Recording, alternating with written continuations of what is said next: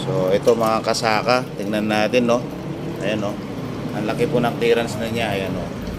So mahirapan nang umandar yung ating makina pagka ganito, no. Ayan, no.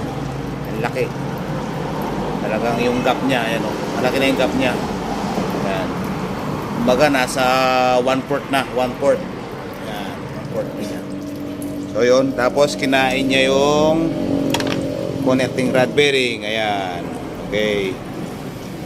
So kumapit po siya mga kasaka. Ayan.